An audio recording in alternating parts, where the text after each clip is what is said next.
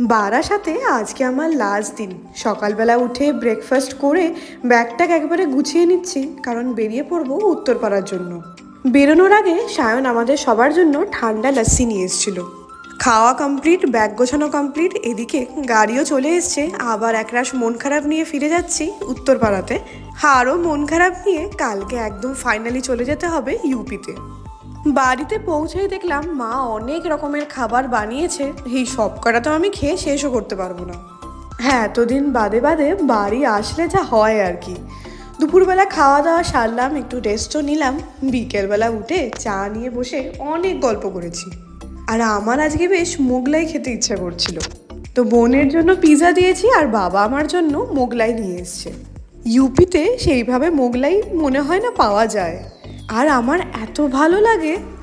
রাতে ওই দিন ভালো বৃষ্টি হয়েছিল, আমি একটু চিন্তাতেই ছিলাম যে ফ্লাইট আবার না ডিলে হয়ে যায়, কারণ আমাকে একবারে পৌঁছে আবার অফিসও যেতে হবে। ভোরবেলা উঠে সব লাগেজ গুছিয়ে বেরিয়ে পড়লাম। আসলে যেদিনকে আমি ফিরে যাই সেই দিনের আগের রাত থেকে আমার এত বিরক্ত লাগতে শুরু করে, কিছুই ভালো লাগে না। আসলে মাথার মধ্যে সবসময় এই ফিরে যাওয়ার চিন্তাটা থাকে। এইবারে যে আমি বাড়ি এসেছিলাম, আবার আমার আসতে অনেক দিন, কম করে কিন্তু 3 মাস। মাঝে যদিও অয়ন একবার যাবে, কিন্তু সময়টা অনেক লম্বা। জানি না কবে পুরোপুরি আসতে পারবো এখানে।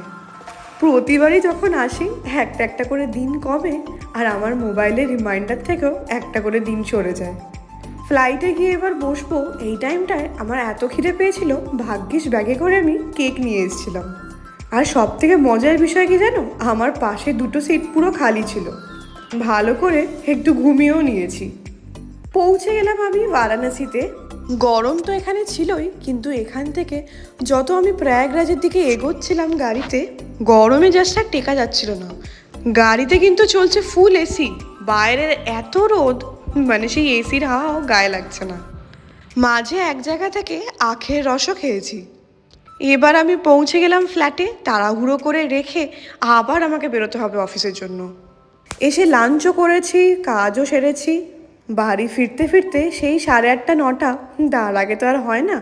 আবার সেই একই ঘর, একই জায়গা, একই আয়না, আর আমি একই রকম। এখানে আসলে থাকতে থাকতে এরকম হয়ে গেছে।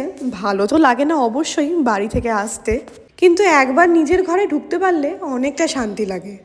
বাড়ি থেকে মা কলাগুলো একদম কাঁচা পাঠিয়েছিল, এখানে আসতে আসতেই হাফ পেকে গেছে, এত গরম। ডিনার সেরে নিই, দেখা হবে পরের ব্লগে।